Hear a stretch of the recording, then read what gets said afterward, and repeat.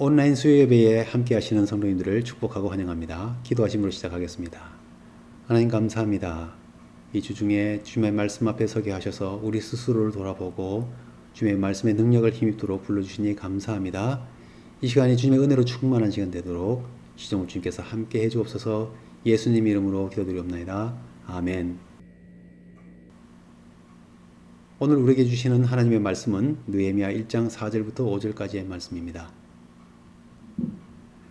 내가 이 말을 듣고 앉아서 울고 수일 동안 슬퍼하며 하늘의 하나님 앞에 금식하며 기도하여 이르되 하늘의 하나님 여호와 크고 두려우신 하나님이여 주를 사랑하고 주의 계명을 지키는 자에게 언약을 지키며 긍휼을 베푸시는 주여 간구하나이다. 아멘. 전 세계가 코로나 바이러스 때문에 사회적 거리두기를 하고 있습니다. 사람들 사이에 6피트라고 하는 물리적 거리를 잘 지키자라고 하는 캠페인을 하고 있죠. 거기에 더해서 바이러스 감염에 노출되는 상황 자체를 피할 수 있기 위해서 집에만 머물고 있으라, 모임을 갖지 말고 참석하지 말라라고 말하고 있습니다. 이 같은 상황이 앞으로 우리 삶에 많은 변화를 가져올 것이라고 예상하고 있습니다. 그 중에 하나가 인적이동 차단입니다. 이 사회가 서로 간의 교류와 협력이 정말 필요하고 중요하다는 사실을 알고 있지만 예전과 같이 사람들이 국내외를 왕래하기가 어려울 것이다 라고 예상하고 있는 것이죠. 이미 우리가 현실적으로 경험하고 있습니다. 구역 식구들을 보고 싶어도 친척과 친구를 만나고 싶어도 조심스럽습니다. 언제쯤 다시 모여 예배 드릴 수 있을까 생각하고 있지만 결정하기가 아직은 쉽지 않은 상황입니다. 또 하나 스마트라고 하는 단어가 더 강조될 것이다 라고 하는 예상이죠.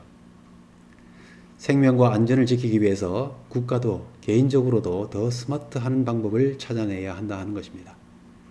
사회적 거리를 지키기 위해서 필요한 물품이나 식품들을 온라인으로 주문하고 학교 교육도 예배도 온라인으로 하는 등 스마트한 방법을 누가 더 잘 만들어내고 또 잘 활용할 줄 아는가 하는 것이 앞으로 경쟁력이 될 것이다 라고 하는 예상입니다. 이 흐름에 적응하기 어려워하시는 많은 분들이 계실 것 같습니다. 그러나 시대가 변화되고 있다면 거기에 적응하는 법을 배울 필요가 있을 것 같습니다. 스스로 알려고 묻고 또 도움을 받아가면서 터득하는 것이 코로나 이후 시대를 준비하는 것이라 생각됩니다. 이런 큰 변화가 있을 때에 우리는 혼란스러운 마음이 들기도 하고 나만 모르고 혼자 뒤처지는 것이 아닌가 불안한 마음이 들 수도 있습니다. 보지 않으면 마음도 멀어진다고 하는데 이러한 때에 사회적 거리두기, 물리적 거리두기를 하는 중에도 영적 거리는 더 가깝게 함으로써 이러한 혼란과 불안을 이길 수 있는 힘을 가질 수 있어야 하겠습니다. 서로 간의 거리를 좁히는 일이라 할 때에 만나서 대화하는 것만큼 좋은 것이 없는데 우리가 물리적으로 사회적으로 그럴 수 없는 만큼 영적 대화를 더 많이 하는 것이 어느 때보다도 중요하고 필요하다 생각됩니다. 우리 그리스도인에게 있어서 영적 대화라고 할 때에 가장 먼저 떠오르는 것이 기도입니다. 현 시국을 볼 때에 어느 때보다 기도가 필요하고 중요하다는 생각이 듭니다. 영적 거리를 가깝게 해야 할 필요성이 커진 요즘 시기에 기도는 아무리 강조해도 지나치지 않는 영적 주제임에 틀림없습니다.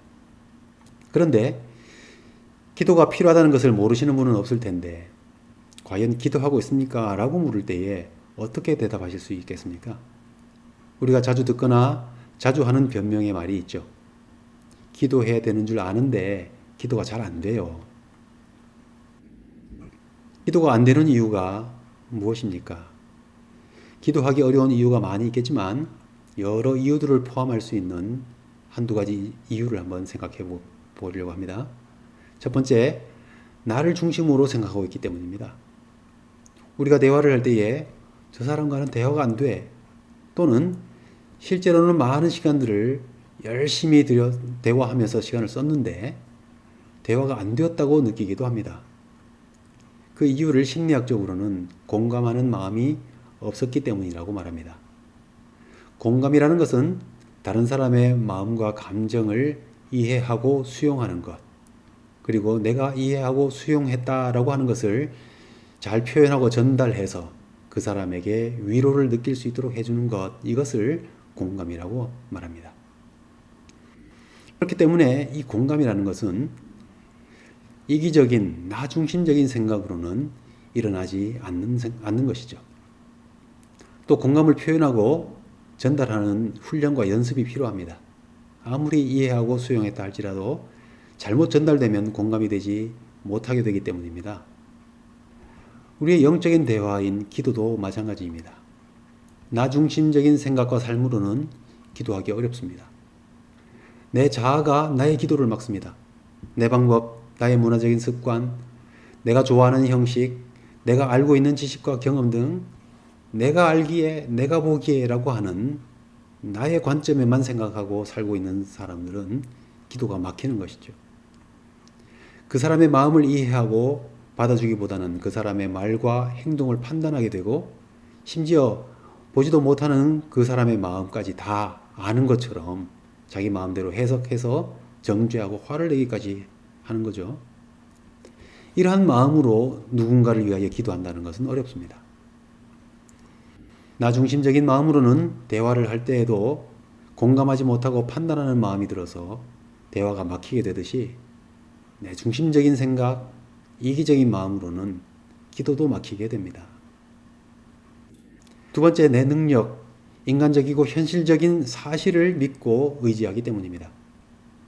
어떤 사람들은 말하죠. 기도한다고 현실이 달라지나?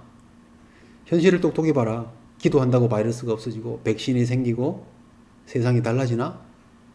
그렇게 말하죠. 우리의 경험과 현실 앞에서 매우 설득력을 가진 도전적인 말이기도 합니다. 때로는 잠시지만은 위력이 커서 기도하려는 우리의 마음을 자주 무너지게 하기도 합니다. 그런데 조금만 생각해 보면 틀린 말인 것을 알 수 있습니다. 내 능력, 인간적인 그리고 현실적인 사실로 변화시킬 수 없기 때문에 우리는 기도하는 것입니다.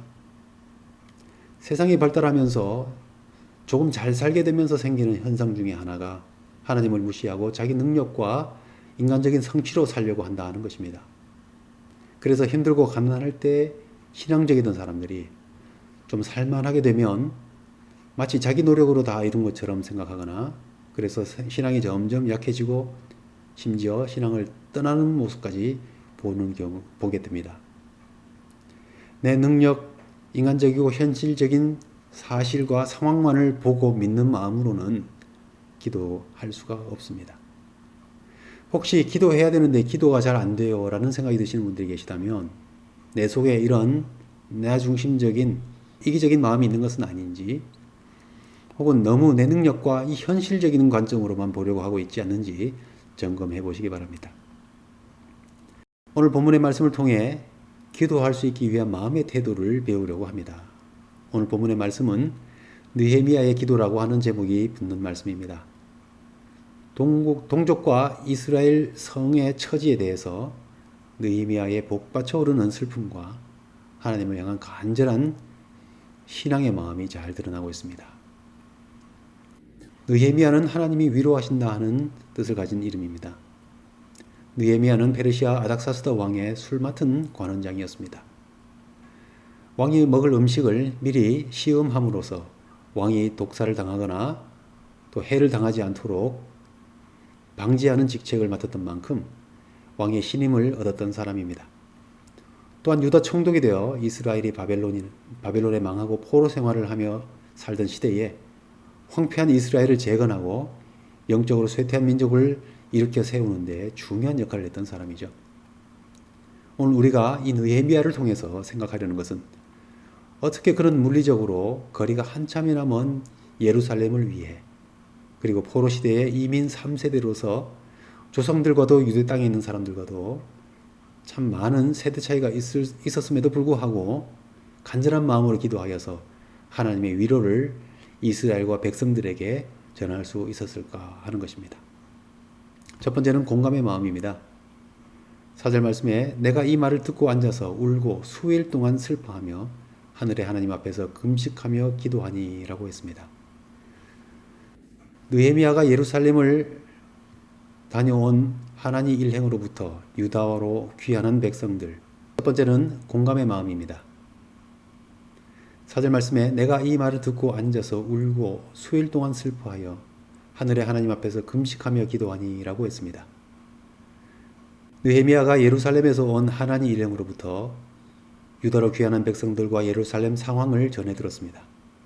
큰 환란을 만나고 능욕을 당하며 예루살렘 성이 회파되고 성문이 불타버린 상태에 있었다는 보고입니다.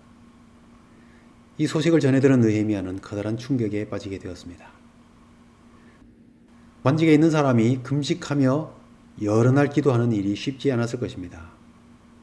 아마 휴가를 내지 않았을까 하는 생각이 듭니다. 그리고는 앉아서 울며 슬퍼하며 기도하였다 하는 말씀에서 느헤미야가 진정에서 우러나오는 기도를 하고 있다는 것을 알 수 있습니다. 어떻게 이런 기도가 나올 수 있을까요? 느헤미야에게는 자기 부인의 자세가 있었습니다. 느헤미야는 큰 제국의 높은 관직에 있는 안락한 지위를 가지고 있었지만 동족의 고통에 동참하는 헌신적인 마음이 있었습니다. 내가 아닌 이스라엘 백성, 예루살렘이라고 하는 다른 사람을 위해 자기 자신을 부인할 줄 아는 마음이 있었기 때문에 공감의 마음을 가지고 기도할 수 있었던 것입니다. 두 번째는 옳은 것을 생각하는 마음이 있었기 때문입니다. 만족과 안일함에 빠져 있는 사람은 기도하지 않게 됩니다. 예루살렘 성문이 불타고 백성들이 주변 민족의 공격과 환란을 당한다는 것이 1000마일이나 떨어진 곳에서 바쁘게 살아가고 있는 나에게 아무런 영향을 미치지 않는다라고 생각하는 사람은 기도하지 않게 됩니다. 그러나 느헤미야의 마음속에는 하나님의 언약을 가진 백성이 그리고 거룩한 나라의 성읍 예루살렘이 황폐한 것은 옳지 않다고 믿었기 때문에 나의 상황으로 여기고 기도할 수 있었습니다. 세계 여러 곳에서 차별과 폭력과 죽음을 보고 있습니다.